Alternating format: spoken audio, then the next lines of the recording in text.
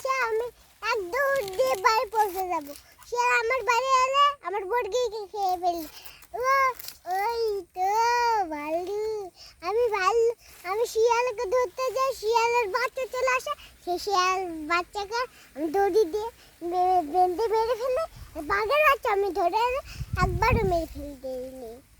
High রে বা কষ্ট, শিয়ালে এত কষ্ট।